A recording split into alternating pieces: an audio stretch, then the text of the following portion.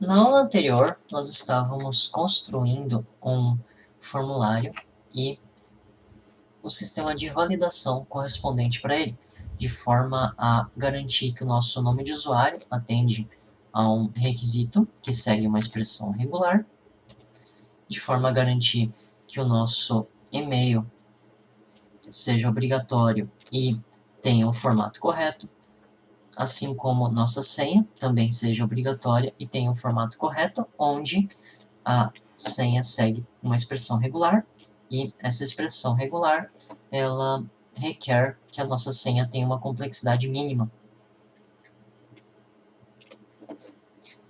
Depois disso, nós temos também o campo de nome, que é apenas obrigatório, um campo de CPF, que tem que ter 14 dígitos, visto que esse número de caracteres ele inclui, na verdade, os pontos e o traço. Depois disso, nós temos também uma data de nascimento, que de início ela apenas é obrigatória, mas nós teremos que restringir melhor isso aqui, de forma a exigir que nosso cliente seja maior de idade para conseguir completar o cadastro. E os nossos termos de licença são obrigatórios.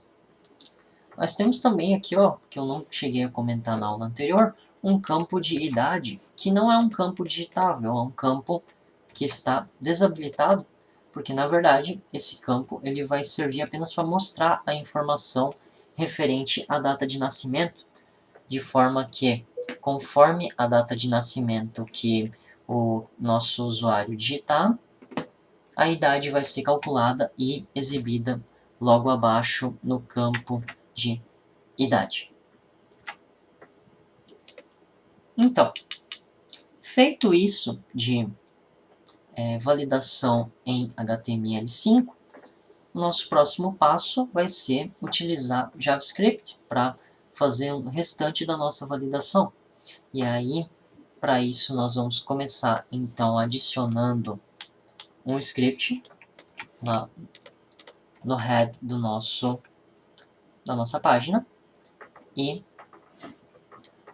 eu vou também aproveitar que a gente está aqui no HTML e adicionar, no lugar da ação do formulário, eu tinha um link vazio. No lugar desse link vazio, eu vou colocar um pequeno script que vai servir para, quando a validação acontecer com sucesso, aparecer uma caixinha de alerta informando que o formulário foi aprovado. Claro que na prática, depois, isso aqui é uma ação de formulário que vai ser uma informação lá pro servidor. Então, essa ação do formulário seria o link para a página lá no servidor que vai processar o formulário.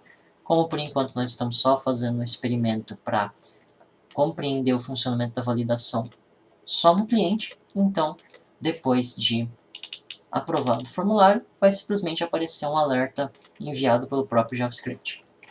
Então a gente pode salvar aqui, ó, e por enquanto o nosso formulário não aceita informações que não estejam preenchidas, mas ele aceita informações que não sigam alguns dos requisitos mínimos.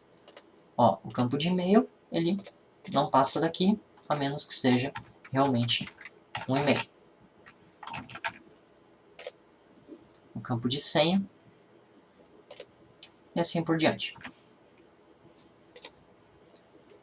Definido então que nós teremos um script e definida a nossa ação, agora nós vamos conferir como é a lógica dentro do próprio JavaScript para fazer funcionar essa validação aí mais detalhada.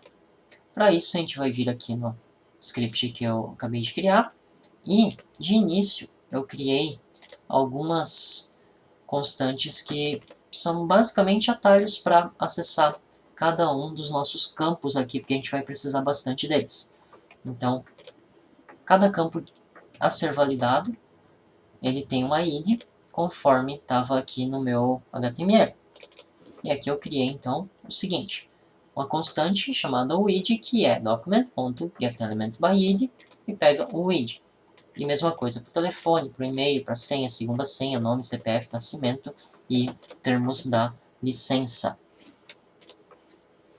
Depois, lá no final, eu vou solicitar que aconteça a validação conforme acontecer qualquer alteração em qualquer campo daqueles ali. Então, o meu WID, eu vou adicionar um ouvinte de evento para entrada. Perceba que todos eles é um ouvinte de eventos de entrada, onde o resultante, quando acontecer esse evento, vai ser uma função.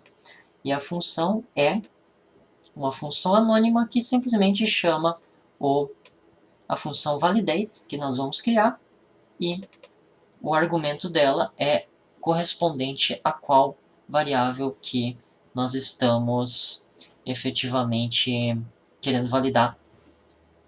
E isso vai acontecer com base em qual variável teve sua informação alterada lá no nossa página.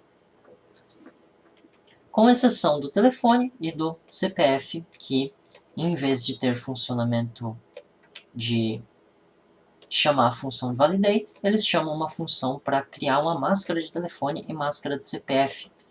Isso a gente vai fazer então primeiro, antes de validar o telefone e o CPF, porque, lembrando, o nosso CPF especialmente, ele tem definido um tamanho mínimo e máximo de 14 caracteres, porque na verdade ele vai ter traços e pontos e traço.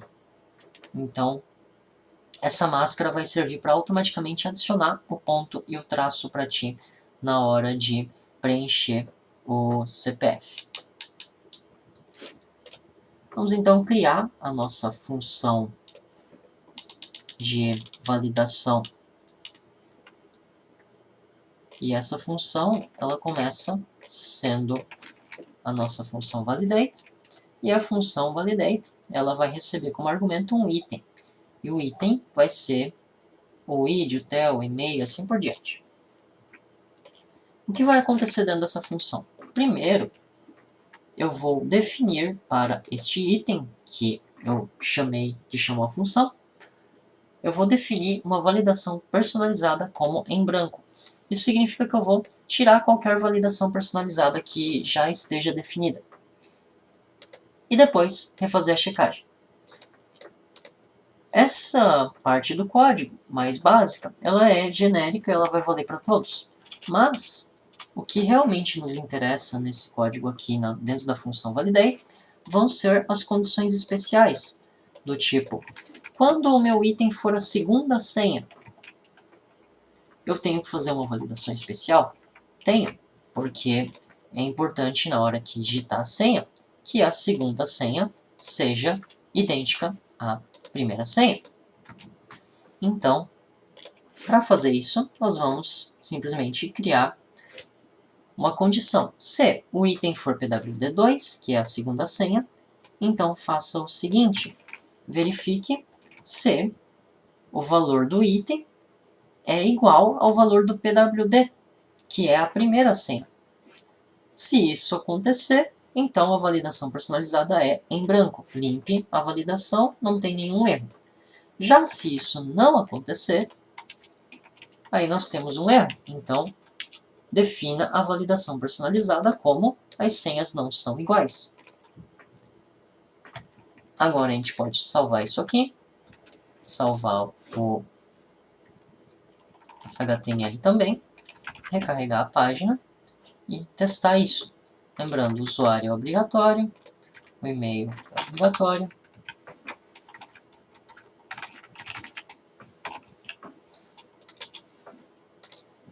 E agora eu vou colocar uma senha e vou apagar um caractere da segunda senha.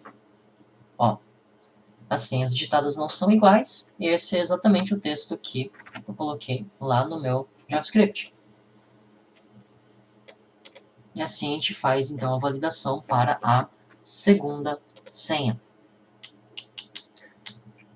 Para os próximos itens da nossa validação, que vai ser as máscaras, a data de nascimento e a validação do CPF propriamente dito, de forma a garantir que o número de CPF é um número de CPF possível de existir, nós vamos ver na nossa próxima aula. Até mais.